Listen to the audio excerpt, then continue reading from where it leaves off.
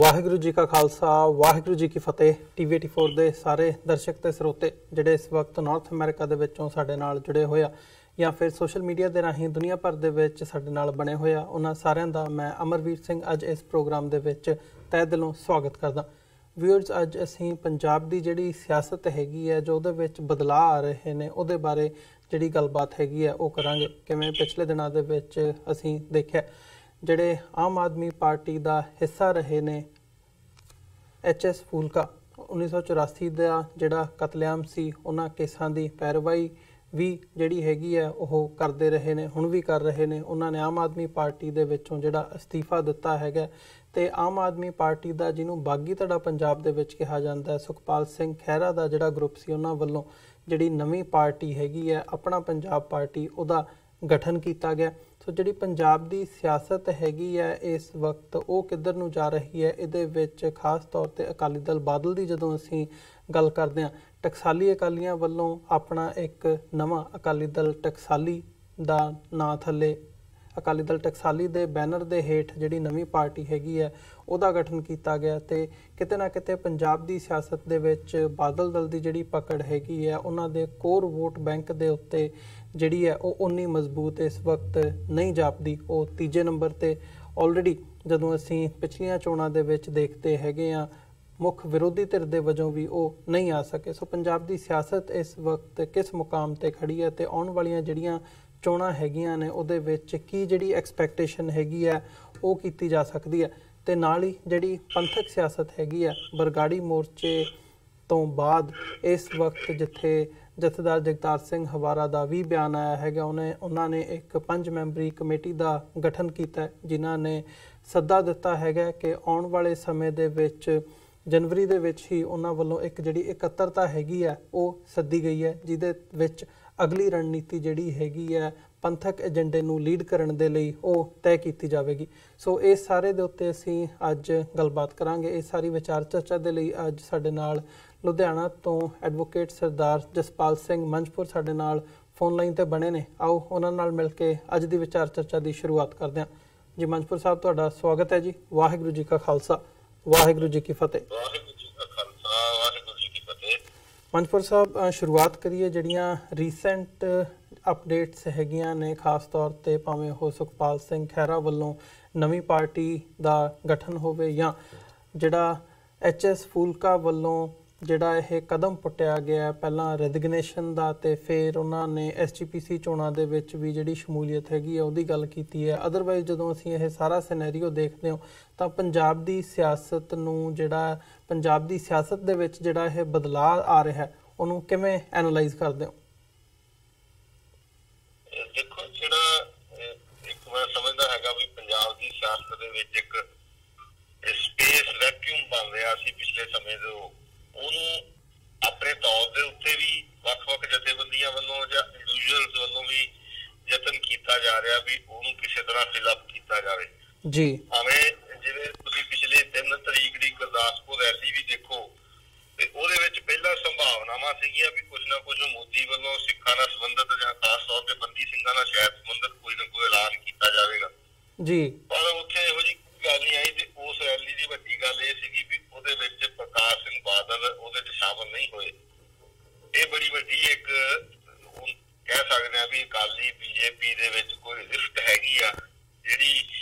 ਜਿਸ ਚ ਪ੍ਰਕਾਸ਼ ਸਿੰਘ ਬਾਦਲ ਦਾ ਉਹਦੇ ਚ ਨਾ ਸ਼ਾਮਲ ਹੋਣਾ, ਉਹਦੇ ਸਿੱਕੇ ਵਜੋਂ ਹੋਣਾ ਤੇ ਉੱਥੇ ਕੋਈ ਵੀ ਐਲਾਨ ਨਾ ਹੋਣਾ ਜੀ। ਇੰਦੀ ਮੇਨ ਟਾਈਮ ਹੀ ਜਿਹੜਾ ਸਪੇਸ ਬਣ ਰਿਹਾ ਹੈਗਾ ਪੰਜਾਬ ਦੇ ਵਿੱਚ, ਤੇ ਸਿੱਧੇ ਰੂਪ ਚ ਜੇ ਮੈਂ ਗੱਲ ਕਵਾਂ, ਪ੍ਰਕਾਸ਼ ਸਿੰਘ ਬਾਦਲ ਦੀ ਜਗ੍ਹਾ ਜਿਹੜੀ ਸਟੇਟ ਦੇ ਨਾਲ ਲਿੰਕ ਵਾਲੀ ਜਿਹੜੀ ਖਾਲੀ ਹੋ ਰਹੀ ਆ, ਉਹਨੂੰ ਭਰਨ ਦੇ ਵਾਸਤੇ ਬਹੁਤ ਸਾਰੇ ਇੰਡੀਵਿਜੂਅਲ ਵੀ ਤੇ ਬਹੁਤ ਸਾਰੇ ਜਥੇਬੰਦੀਆਂ ਵੀ ਜਿਹੜੀਆਂ ਸਾਹਮਣੇ ਆਉਂਦੀਆਂ ਹੈਗੀਆਂ, ਉਹਦੇ ਪਿੱਛੇ ਉਹਨਾਂ ਦੀ ਭਾਵਨਾਵਾਂ ਦੇ ਵਿੱਚ ਭਿੰਨ ਭੇਦ ਹੋ ਸਕਦਾ ਵੀ ਸ਼ਾਇਦ ਉਹਨਾਂ ਦੀ ਭਾਵਨਾ ਸਹੀ ਹੋਵੇ, ਪਰ ਕਿਤੇ ਨਾ ਕਿਤੇ ਜ਼ਰੂਰ ਗੱਲ ਜਿਹੜੀ ਸਾਹਮਣੇ ਨਜ਼ਰ ਆਉਂਦੀ ਆ ਵੀ ਉਹਦੇ ਵਿੱਚ ਉਹ ਜਿਹੜੀ ਗੱਲ ਹੈਗੀ ਆ ਵੀ ਜਿਹੜੀ ਸਪੇਸ ਜਿਹੜਾ ਸਟੇਟ ਨੂੰ ਇੱਕ ਮੰਦਾ ਸੀਗਾ ਪ੍ਰਕਾਸ਼ ਸਿੰਘ ਬਾਦਲ, ਭਾਵੇਂ ਉਹਦਾ ਕੋਈ ਪਾਰਟੀ ਦਾ ਕੋਈ ਸੰਬੰਧ ਨਹੀਂ ਹੈਗਾ ਵੀ ਕਾਂਗਰਸ ਆ ਜਾਂ BJP, ਜਿਹੜਾ ਸਿੱਖ ਨੁਮਾਇੰਦੇ ਦੇ ਤੌਰ ਦੇ ਉੱਤੇ ਜਿਹੜਾ ਪ੍ਰਕਾਸ਼ ਸਿੰਘ ਬਾਦਲ ਸੀ ਉਹ ਜਿਹੜਾ ਪੰਥ ਦੇ ਵਿੱਚ ਮਕਬੂਲ ਨਹੀਂ ਜਾਂ ਉਹਦੇ ਨਾਂ ਦੇ ਉੱਤੇ ਸਿੱਖ ਨਹੀਂ ਚੱਲ ਸਕਦੇ। ਇਸ ਕਰਕੇ ਜਿਹੜਾ ਉਸ ਚੀਜ਼ ਨੂੰ ਭਰਨ ਦੇ ਵਾਸਤੇ ਕਾਫੀ ਐਕਟੀਵਿਟੀ ਜਿਹੜੀ ਸਪੇਸ ਖਾਲੀ ਹੋ ਰਹੀ ਹੈ ਤੇ ਕਾਫੀ ਇੰਡੀਵਿਜੂਅਲ ਤੌਰ ਦੇ ਉੱਤੇ ਜਾਂ ਜਥੇਬੰਦਕ ਤੌਰ ਦੇ ਉੱਤੇ ਐਕਟੀਵਿਟੀ ਕਾਫੀ ਬੰਦੇ ਜਿਹੜੇ ਕਰਦੇ ਹੋਏ ਨਜ਼ਰ ਆਉਂਦੇ ਆ। ਜੀ ਮਨਪੁਰ ਸਾਹਿਬ, ਕੀ ਇਹਦੇ ਵਿੱਚੋਂ ਇਹ ਵੀ ਨਜ਼ਰ ਆਉਂਦਾ ਵੀ ਜਿਹੜਾ ਇਹ ਵੈਕਿਊਮ ਬਣਿਆ ਸੀ ਇਹਨੂੰ ਜਿਹੜੀ ਕੋਈ ਹੋਰ ਖਾਸ ਤੌਰ ਤੇ ਜਦੋਂ ਅਸੀਂ ਪੰਜਾਬ ਪੱਖੀ ਵਿਚਾਰਧਾਰਾ ਦੀ ਗੱਲ ਕਰਦੇ ਹਾਂ ਜਾਂ ਸਿੱਖ ਮਾਈਂਡਸੈਟ ਦੀ ਗੱਲ ਕਰਦੇ ਹਾਂ ਵੀ ਜਿਹੜੀਆਂ ਉਹ ਜਥੇਬੰਦੀਆਂ ਹੈਗੀਆਂ ਨੇ ਉਹ ਨਾ ਭਰਨ, ਇਹ ਉਸ ਦੇ ਲਈ ਜਿਹੜਾ ਇਹ ਵੱਖੋ ਵੱਖਰੇ ਧੜੇ ਹੈਗੇ ਨੇ ਉਹ ਹੁਣ ਸਾਹਮਣੇ ਆ ਰਹੇ ਨੇ, ਜਾਂ ਅਦਰਵਾਈਜ਼ ਹੀ ਤੁਸੀਂ ਇਹ ਕੋਈ ਨੈਚੁਰਲ ਫਿਨੋਮੇਨਾ ਦੇਖਦੇ ਹੋ ਵੀ ਜਿਹੜੇ ਸਾਰਿਆਂ ਦੀ ਹੈਗੀ ਆ ਉਹ ਆਪਣੀ ਦੌੜ ਹੈਗੀ ਆ, ਆਪੋ ਆਪਣੀ ਦੌੜ ਦੇ ਵਿੱਚ ਸਾਰੀਆਂ ਜਿਹੜੀਆਂ ਪਾਰਟੀਆਂ ਹੈਗੀਆਂ ਨੇ ਉਹ ਇਸ ਵਕਤ ਲੱਗੀਆਂ ਹੋਈਆਂ ਨੇ ਜਾਂ ਜਿਹੜੇ ਇੰਡੀਵਿਜੂਅਲ ਹੈਗੇ ਆ ਉਹ ਲੱਗੇ ਹੋਏ ਆ? ਨਹੀਂ, ਦੇਖੋ ਸਭ ਤੋਂ ਪਹਿਲਾਂ ਤਾਂ ਇਹ ਗੱਲ ਹੈ ਵੀ ਇੱਕ ਚੰਗੇ ਪੰਜਾਬ ਦੇ ਪ੍ਰਬੰਧਕ ਬਦਲ ਵਾਸਤੇ ਵੀ ਇੱਕ ਜਗ੍ਹਾ ਹੈਗੀ ਹੈ ਜਿਹਦੇ 'ਚ ਇਮਾਨਦਾਰ ਲੋਕ ਹੋਣ, ਜਿਹੜੇ ਇਮਾਨਦਾਰੀ ਨਾਲ ਪੰਜਾਬ ਦਾ ਜਿਹੜਾ ਐਡਮਿਨਿਸਟ੍ਰੇਸ਼ਨ ਜਿਹੜਾ ਚਲਾਉਣ, ਲੋਕਾਂ ਦੀਆਂ ਜਿਹੜੀਆਂ ਰੋਜ਼ਮਰਾ ਦੀਆਂ ਸਮੱਸਿਆਵਾਂ ਤੋਂ ਉਹਨਾਂ ਨੂੰ ਨਿਜਾਤ ਦਿਵਾਉਣ, ਭਾਵੇਂ ਉਹ ਐਡਮਿਨਿਸਟ੍ਰੇਸ਼ਨ ਤੌਰ ਤੇ ਹੋਵੇ, ਭਾਵੇਂ ਪੁਲਿਸ ਪ੍ਰਸ਼ਾਸਨ ਦੇ ਤੌਰ ਦੇ ਉੱਤੇ ਹੋਵੇ, ਭਾਵੇਂ ਲੋਕਾਂ ਦੀਆਂ ਨਿੱਤ ਦੀਆਂ ਸਮੱਸਿਆਵਾਂ ਦੇ ਤੌਰ ਤੇ ਹੋਵੇ। ਉਹ ਤਾਂ ਇੱਕ ਲੋੜ ਹੈਗੀ ਹੈ ਕਿਉਂਕਿ ਸਾਰਾ ਚੱਲਦਾ ਸਿਸਟਮ ਜਿਹੜਾ ਕਰਪਟ ਹੋ ਗਿਆ। ਪਰ ਇਹ ਇਕੱਲੀ ਇਸ ਲੋੜ ਨੂੰ ਸਮਝ ਕੇ ਹੀ ਨਹੀਂ ਸਮਝਿਆ ਜਾ ਸਕਦਾ ਹਾਲਤ ਨੂੰ। ਉਤੋਂ ਵੀ ਅੱਗੇ ਜਿਹੜੀ ਵੱਡੀ ਗੱਲ ਹੈਗੀ ਹੈ, ਜਿਹੜੀ ਸਟੇਟ ਮਸ਼ੀਨਰੀ ਦਾ ਜ਼ੋਰ ਲੱਗਿਆ ਹੋਇਆ ਵੀ ਕਿਤੇ ਇਹ ਵੈਕਿਊਮ ਕਿਤੇ ਉਹ ਜਥੇਬੰਦੀਆਂ ਜਾਂ ਉਹ ਲੋਕ ਨਾ ਭਰ ਦੇਣ ਜਿਹੜੇ ਸਿੱਖ ਸੋਵਰੈਂਟੀ ਦੇ ਨਾਲ ਸੰਬੰਧਿਤ ਹੈਗੇ ਆ। ਸੋ ਉਹਦੇ 'ਚ ਕੰਟਰੋਲਡ ਵੀ ਕਰਨ ਦੀ ਯਤਨ ਹੈਗਾ ਤੇ ਐਸੇ ਚਿਹਰੇ ਵੀ ਉਭਾਰਨ ਦਾ ਯਤਨ ਹੈਗਾ ਜਿਹਦੇ ਵਿੱਚ ਇਹ ਹੋਵੇ ਵੀ ਹਾਂ ਉਹਨਾਂ ਦਾ ਚਿਹਰਾ ਜਿਹੜਾ ਜ਼ਰੂਰ ਸਿੱਖ ਜਾਂ ਸਿੱਖ ਮੁੱਦਿਆਂ ਦੇ ਨਾਲ ਸੰਬੰਧਿਤ ਹੋਵੇ, ਪਰ ਉਹ ਕਿਸੇ ਨਾ ਕਿਸੇ ਰੂਪ ਦੇ ਵਿੱਚ ਸਿੱਧੇ ਜਾਂ ਅਸਿੱਧੇ ਢੰਗ ਦੇ ਵਿੱਚ ਜਿਹੜੀ ਇੰਡੀਅਨ ਨੈਸ਼ਨਲਿਜ਼ਮ ਦੇ ਨਾਲ ਜਿਹੜੀ ਆ ਉਹ ਜ਼ਰੂਰ ਆਪਣੀ ਉਹ ਲਿੰਕ ਰੱਖਦੇ ਹੋਣ, ਜਿਹਨੂੰ ਕਹਿ ਸਕਦੇ ਦੇਸ਼ ਭਗਤੀ, ਤੇ ਉਹ ਕਿਸੇ ਵੀ ਤਰ੍ਹਾਂ ਜਿਹੜੀ ਵੱਖਵਾਦੀ ਸੋਚ ਆ, ਜਿਹੜੀ ਸੈਪਰੇਟਿਸਟ ਕਹਿ ਦਿੰਦੇ ਆ, ਉਹੋ ਜਿਹੀ ਸੋਚ ਦੇ ਨਾਲ ਸੰਬੰਧਿਤ ਨਾ ਹੋਵੇ। ਹਾਂ, ਉਹ ਪੰਜਾਬ ਦੇ ਮੁੱਦਿਆਂ ਦੇ ਨਾਲ ਵਾਸਤਾ ਹੋਵੇ ਤੇ ਸਿੱਖ ਮੁੱਦਿਆਂ ਦੇ ਨਾਲ ਜਿਹੜੇ ਲੰਬੇ ਸਮੇਂ ਤੋਂ ਪੈਂਡਿੰਗ ਪਏ ਆ, ਡਿਊ ਪਏ ਆ, ਉਹਨਾਂ ਦੇ ਨਾਲ ਵਾਸਤਾ ਹੋਵੇ। ਸੋ ਮੈਂ ਜਿਵੇਂ ਨਵਜੋਤ ਸਿੰਘ ਸਿੱਧੂ ਨੂੰ ਇੱਕ ਤਰ੍ਹਾਂ ਨਾਲ ਅੱਜ ਤੋਂ ਤੁਸੀਂ 6 ਮਹੀਨੇ ਪਹਿਲਾਂ ਨਵਜੋਤ ਸਿੰਘ ਸਿੱਧੂ ਸਿੱਖਾਂ ਦੇ ਵਿੱਚ ਇਸ ਤਰ੍ਹਾਂ ਦੇ ਆਗੂ ਦੇ ਤੌਰ ਤੇ ਉੱਤੇ ਸੀ ਜਿਹੜਾ ਹਿੰਦੂਵਾਦੀ ਜਥੇਬੰਦੀਆਂ ਦਾ ਜਿਹੜਾ ਸਪੋਰਟਰ ਆ ਜਾਂ ਉਹਨਾਂ ਦੀ ਸਪੋਰਟ ਲੈਂਦਾ ਜਾਂ ਦਿੰਦਾ, ਪਰ ਅੱਜ ਦੀ ਤਰੀਕ ਦੇ ਵਿੱਚ ਕਰਤਾਰਪੁਰ ਲਾਂਘੇ ਵਾਲੇ ਡਿਸੀਜਨ ਤੋਂ ਬਾਅਦ ਇੱਕ ਸਿੱਖ ਸਿਆਸੀ ਆਗੂ ਦੇ ਤੌਰ ਦੇ ਉੱਤੇ ਉਹਨੂੰ ਵੇਖਣਾ ਪੰਜਾਬ ਦੇ ਲੋਕਾਂ ਨੇ ਸ਼ੁਰੂ ਕੀਤਾ ਤੇ ਲੋਕੀ ਇਹ ਵੀ ਅੰਦਾਜ਼ਾ ਲਾਉਂਦੇ ਆ ਵੀ ਇਹ ਜਿਹੜੀ ਸਰਕਾਰ ਹੈਗੀ ਹੈ ਚਾਹੇ ਬਤੌਰ ਸੀਐਮ ਜਿਹੜਾ ਸਿੱਧੂ ਜਿਹੜਾ ਹੋਊਗਾ। ਸੋ ਇਹ ਸਾਰੀ ਪਾਸੇ ਨੂੰ ਕੁਛ ਇੰਡੀਵਿਜੂਅਲ ਐਫਰਟ ਵੀ ਹੈਗੇ ਵੀ ਕੁਛ ਚੰਗਾ ਕਰੀਏ, ਜਿਹਦੇ ਵਿੱਚ ਮੈਂ ਕਿਸੇ ਦਾ ਵੀ ਇਸ ਸੰਬੰਧ ਦੇ ਵਿੱਚ ਨਾਂ ਨਹੀਂ ਦੇਣਾ ਚਾਹੁੰਦਾ ਕਿਉਂਕਿ ਇਹ ਬੜਾ ਕੁਛ ਵੇਗ ਹੁੰਦਾ ਜੀ। ਇਹਦੇ ਵਿੱਚ ਇਹ ਵੀ ਇੰਡੀਵਿਜੂਅਲ ਐਫਰਟ ਵੀ ਹੈਗੇ ਕੋਈ ਚੰਗਾ ਹੋਵੇ, ਕਿਉਂਕਿ ਬਤੌਰ ਸਿੱਖ ਹਰੇਕ ਕੋਈ ਸਿੱਖ ਮਹਿਸੂਸ ਕਰਦਾ ਵੀ ਸ਼੍ਰੋਮਣੀ ਕਮੇਟੀ 'ਚ ਬਹੁਤ ਕਰਪਸ਼ਨ ਹੋ ਗਈ, ਉੱਥੇ ਬਹੁਤ ਤਰ੍ਹਾਂ ਦੀਆਂ ਐਸੀਆਂ ਇਲਜ਼ਾਮਬਾਜ਼ੀਆਂ ਆਉਂਦੀਆਂ, ਉਹਦੇ 'ਚ ਵੋਟ ਰਾਜਨੀਤੀ ਭਾਰੂ ਹੋ ਗਈ। ਸੋ ਉਸ ਸਾਫੇ ਨੂੰ ਸਾਫ਼ ਕਰਨਾ ਜਾਂ ਨਸ਼ੇ ਵਾਲੀ ਗੱਲ ਹੈਗੀ ਜਿਹੜੀ ਆ ਉਸ ਲਈ ਮੁਹਿੰਮ ਵਿੱਢਣੀ, ਉਹਦੇ ਵਿੱਚ ਵੀ ਫਿਰ ਅੱਗੇ ਕਈ ਜਦੋਂ ਪ੍ਰੈਕਟੀਕਲ ਰੂਪ ਦੇ ਵਿੱਚ ਕੋਈ ਚੱਲੂਗਾ ਤਾਂ ਫਿਰ ਉਹਨੂੰ ਪਤਾ ਲੱਗੂਗਾ ਵੀ ਇਹਦੇ ਵਿੱਚ ਡੀਜੀਪੀ ਸੀਐਮ ਤੱਕ ਜਿਹੜੇ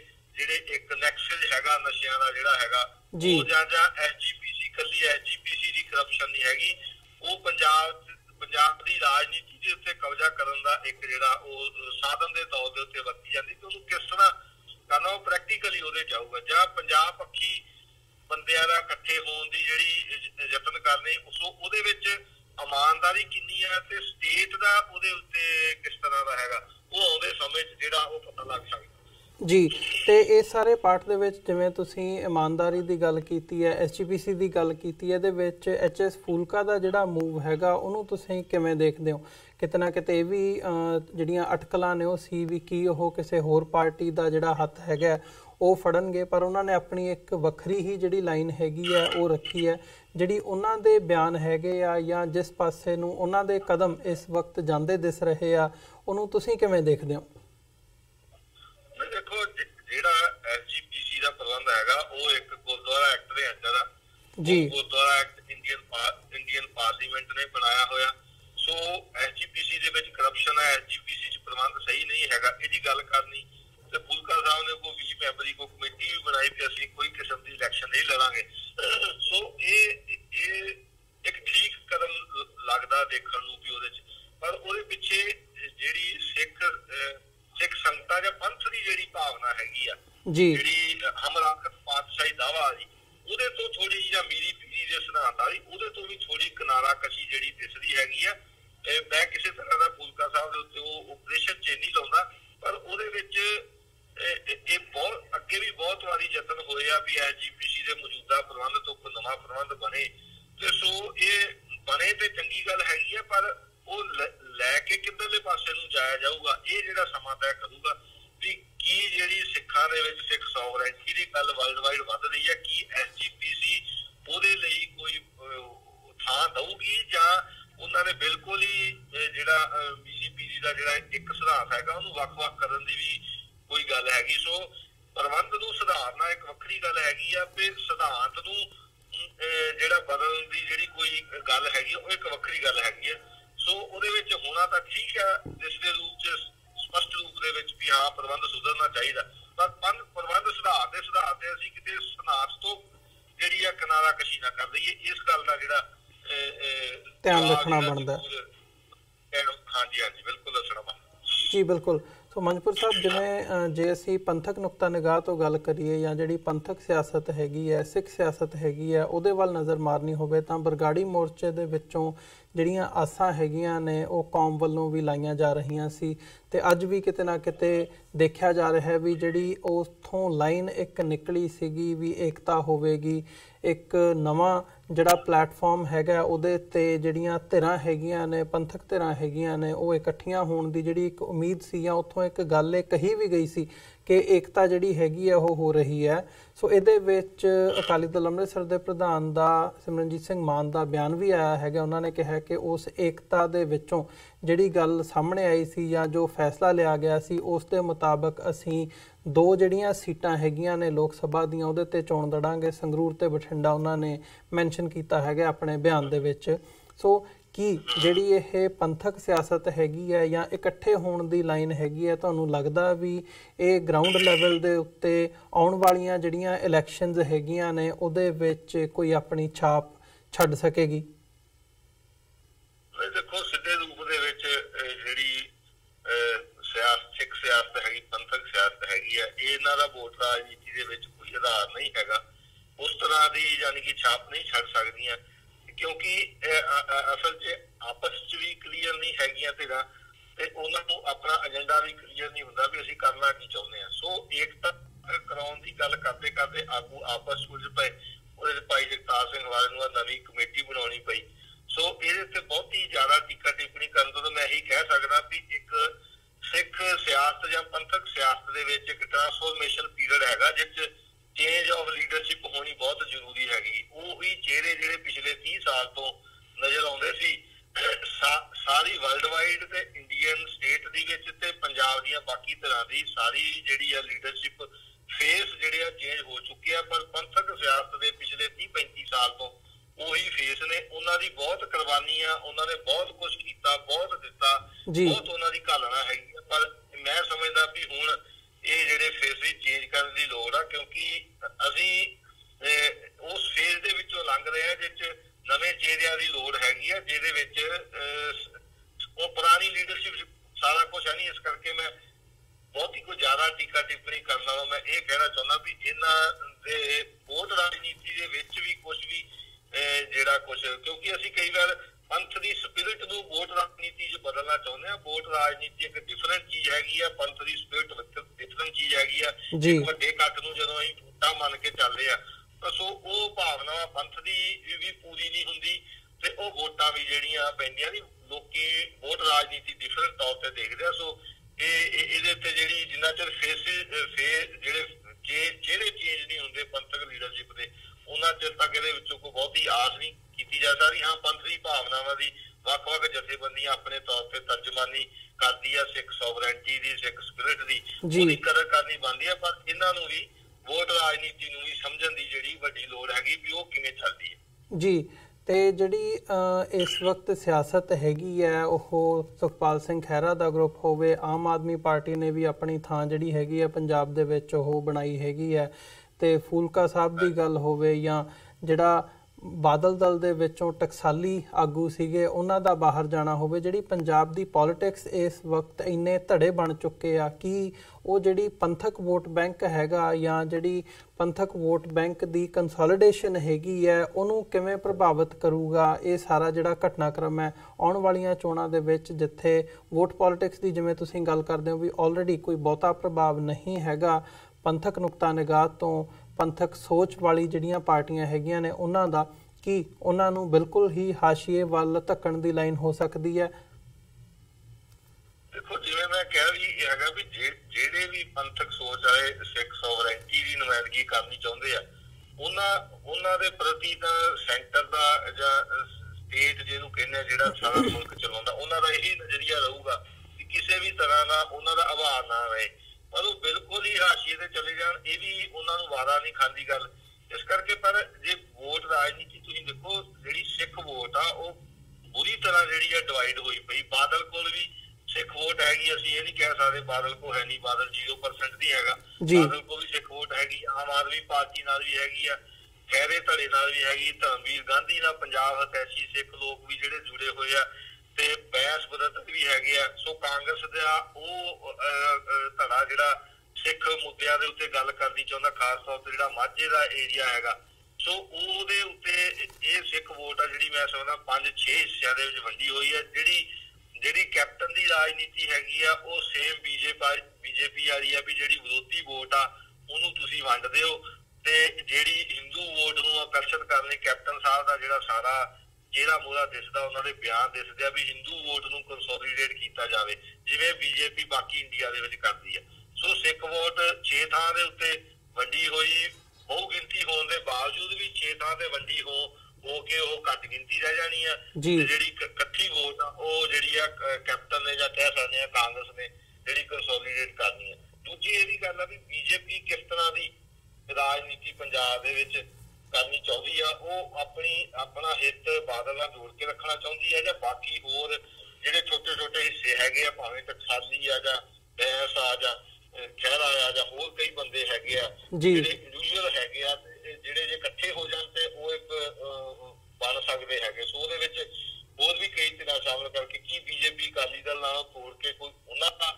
ਗੱਠਜੋੜ ਕਰਕੇ ਫਿਰ ਅੱਗੇ ਆਊਗੀ। ਸੋ ਇਹ ਸਾਰਾ ਕੁਝ ਜਿਹੜਾ ਆਉਂਦੇ ਸਮੇਂ 'ਚ ਜਿਹੜਾ ਡਿਸਾਈਡ ਹੋਊਗਾ। ਇਹਦੇ 'ਚ ਇੱਕ ਹੈਗਾ ਵੀ ਜਿਹੜਾ ਜਿਵੇਂ ਬੰਦੀ ਸਿੰਘਾਂ ਵਾਲਾ ਨੁਕਤਾ ਹੈਗਾ, ਉਹ ਪਿਛਲੇ ਕਾਫੀ ਸਮੇਂ ਦੇ ਉੱਤੇ ਜਿੰਨਾ ਮੈਂ ਲੰਬੇ ਸਮੇਂ ਤੋਂ ਬਾਅਦ ਆਸਤਾ ਰਿਹਾ, ਉਹ ਹੁਣ ਸਿਰੇ ਤੇ ਪਿਆ ਹੋਇਆ, ਉਹ ਕ੍ਰੈਡਿਟ ਦੇ ਉੱਤੇ ਖੜਾ ਵੀ ਉਹਨਾਂ ਨੇ, ਕਿਉਂਕਿ ਸੈਂਟਰ ਸਰਕਾਰੀ ਮੋਰਚੇ ਨੂੰ ਵੀ ਕ੍ਰੈਡਿਟ ਨਹੀਂ ਸੀ ਦੇਣਾ, ਉਹ ਮੋਰਚਾ ਕਿਸੇ ਤਰ੍ਹਾਂ ਚੁਕਾ ਦਿੱਤਾ ਗਿਆ ਉਹਨਾਂ ਨਾਲ ਗੱਲਬਾਤ ਕਰਕੇ ਜਾਂ ਉਹਨਾਂ ਨੂੰ ਲਾਰੇ ਲਾ ਕੇ, ਤੇ ਨਾਲ ਦੀ ਨਾਲ ਬਾਦਲ ਨੂੰ ਵੀ ਉਹਦਾ ਕ੍ਰੈਡਿਟ ਦੇਣਾ ਨਹੀਂ ਚਾਹੁੰਦੇ, ਜਿਹਦੇ ਕਰਕੇ ਉਹਨਾਂ ਨੇ ਨਾ ਗੁਰਦਾਸਪੁਰ ਕੋਈ ਗੱਲ ਕੀਤੀ ਆ, ਨਾ ਕਰਤਾਰਪੁਰ ਲਾਂਘੇ ਦੇ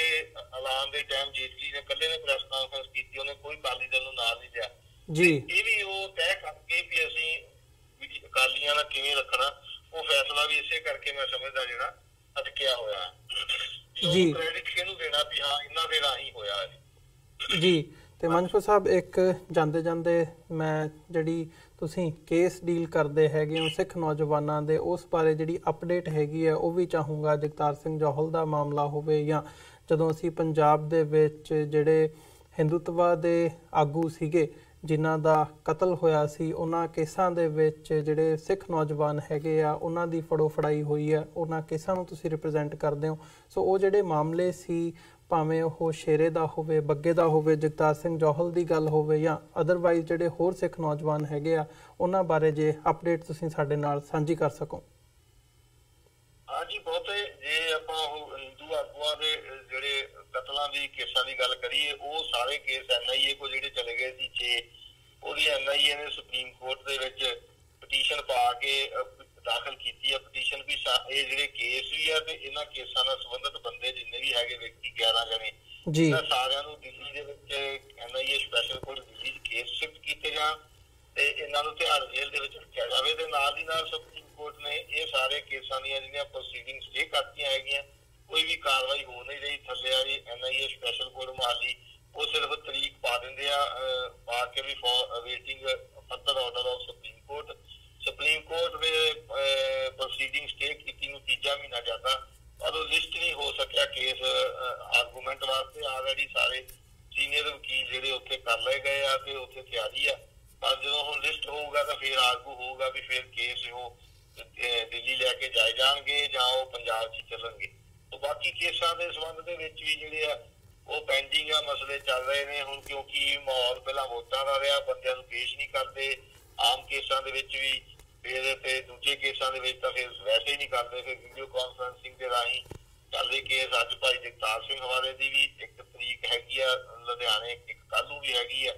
ਤੇ ਸੋ ਉਹਨਾਂ ਨੂੰ ਵੀ ਵੀਡੀਓ ਕਾਨਫਰੰਸਿੰਗ ਦੇ ਰਾਹੀਂ ਪੇਸ਼ ਕੀਤਾ ਜਾਂਦਾ ਜੀ। ਹੁਣ ਗਾਂ ਇਲੈਕਸ਼ਨ ਆ ਜਾਣੀ ਆ, ਪੁਲਿਸ ਫੇਰ ਬਿਜੀ ਹੋ ਜਾਣੀ ਹੈ। ਸੋ ਇਹ ਜਾਨੀ ਕਿ ਜਿਹੜਾ ਇੰਟੈਂਸ਼ਨ ਹੁੰਦੀ ਸਟੇਟ ਦੀ ਕਿ ਇਹਨਾਂ ਕੇਸਾਂ ਨੂੰ ਲਮਕਾਇਆ ਜਾਵੇ ਤੇ ਲੰਮਾ ਸਮਾਂ ਜਿਹੜਾ ਜੇਲ੍ਹਾਂ ਦੇ ਵਿੱਚ ਉਹਨਾਂ ਨੂੰ ਰੱਖ ਲਿਆ ਜਾਵੇ, ਉਹਦੇ ਵਿੱਚ ਉਹ ਸਾਰੇ ਜਿਹੜੇ ਦਾਅ ਪੇਚ ਉਹ ਲਾਉਂਦੇ ਰਹਿੰਦੇ ਆ ਤੇ ਉਹੀ ਜਿਹੜੇ ਹੁਣ ਇਸ ਵਕਤ ਨਜ਼ਰ ਆ ਰਹੇ ਨੇ ਸਾਡੇ ਸਾਹਮਣੇ ਜੀ। ਸੋ ਮੰਜਪੁਰ ਸਾਹਿਬ ਤੁਹਾਡਾ ਬਹੁਤ-ਬਹੁਤ ਧੰਨਵਾਦ, ਤੁਸੀਂ ਆਪਣਾ ਸਮਾਂ ਸਾਨੂੰ ਦਿੱਤਾ ਤੇ ਸਾਡੇ ਨਾਲ ਵਿਚਾਰਾਂ ਦੀ ਸਾਂਝ ਪਾਈ ਹੈ। ਸੋ ਅੱਜ ਦੇ ਸ਼ੋਅ ਦੇ ਵਿੱਚ ਇੱਥੇ ਹੀ ਇਜਾਜ਼ਤ ਚਾਹਾਂਗੇ ਜੀ। ਬਹੁਤ-ਬਹੁਤ ਧੰਨਵਾਦ। ਫਤਿਹ ਦੀ ਸਾਂਝ ਪਾਈ ਹੈ ਅੰਤ ਦੇ ਵਿੱਚ। ਵਾਹਿਗੁਰੂ ਜੀ ਕਾ ਖਾਲਸਾ, ਵਾਹਿਗੁਰੂ ਜੀ ਕੀ ਫਤਿਹ। ਵਿਊਅਰਸ, ਉਮੀਦ ਕਰਦੇ ਹਾਂ ਕਿ ਜਿਹੜੀ ਅੱਜ ਦੀ ਸਾਡੀ ਇਹ ਗੱਲਬਾਤ ਸੀ ਸਰਦਾਰ ਜਸਪਾਲ ਸਿੰਘ ਮੰਜਪੁਰ ਹੋਰਾਂ ਦੇ ਨਾਲ ਤੁਹਾਨੂੰ ਜ਼ਰੂਰ ਪਸੰਦ ਆਈ ਹੋਵੇਗੀ। ਸੋ ਜਾਂਦੇ ਜਾਂਦੇ ਤੁਹਾਡੇ ਚਰਨਾਂ ਦੇ ਵਿੱਚ ਬੇਨਤੀ ਹੈ ਕਿ ਇਸ ਪਲੇਟਫਾਰਮ ਨੂੰ ਅੱਗੇ ਵਧਾਉਣ ਦੇ ਲਈ ਸਾਨੂੰ ਤੁਹਾਡੀ ਸਹਾਇਤਾ ਦੀ ਲੋੜ ਹੈ। TV84 ਨੂੰ ਡੋਨੇਟ ਕਰਨ ਦੇ ਲਈ ਤੁਸੀਂ ਸਾਡੀ ਵੈਬਸਾਈਟ www.tv84.tv ਤੇ ਜਾ ਕੇ ਸਾਨੂੰ ਡੋਨੇਟ ਕਰ ਸਕਦੇ ਹੋ ਤੇ ਮੰਥਲੀ ਡੋਨੇਸ਼ਨਸ ਦੇ ਲਈ ਪਲੇਜ ਕਰ ਸਕਦੇ ਹੋ। ਜੇ ਚੈੱਕ ਰਾਹੀਂ ਡੋਨੇਸ਼ਨਸ ਭੇਜਣੀਆਂ ਚਾਹੁੰਦੇ ਹੋ ਤਾਂ TV84 ਦੇ ਨਾਂ ਦਾ ਚੈੱਕ ਬਣਾ ਕੇ ਤੁਸੀਂ ਸਾਨੂੰ ਸਾਡੇ ਐਡਰੈਸ ਤੇ ਮੇਲ ਕਰ ਸਕਦੇ ਹੋ। 3601 37th ਐਵਨਿਊ, ਲੌਂਗ ਆਈਲੈਂਡ ਸਿਟੀ, ਨਿਊਯਾਰਕ 11101। ਵੈਬਸਾਈਟ ਇੱਕ ਵਾਰ ਫਿਰ ਦੱਸ ਦਿਆਂ www.tv84.tv। ਇਸੇ ਦੇ ਨਾਲ ਵਿਊਅਰਸ, ਅਸੀਂ ਅੱਜ ਦੇ ਪ੍ਰੋਗਰਾਮ ਦੇ ਵਿੱਚ ਤੁਹਾਡੇ ਕੋਲੋਂ ਇੱਥੇ ਹੀ ਇਜਾਜ਼ਤ ਚਾਹਾਂਗੇ। ਦੁਬਾਰਾ ਫਿਰ ਕੱਲ੍ਹ ਨੂੰ ਤੁਹਾਡੇ ਨਾਲ ਮੁਲਾਕਾਤ ਹੋਵੇਗੀ। ਤਦ ਤੱਕ ਲਈ ਇਜਾਜ਼ਤ ਦਿਓ ਜੀ। ਵਾਹਿਗੁਰੂ ਜੀ ਕਾ ਖਾਲਸਾ, ਵਾਹਿਗੁਰੂ ਜੀ ਕੀ ਫਤਿਹ।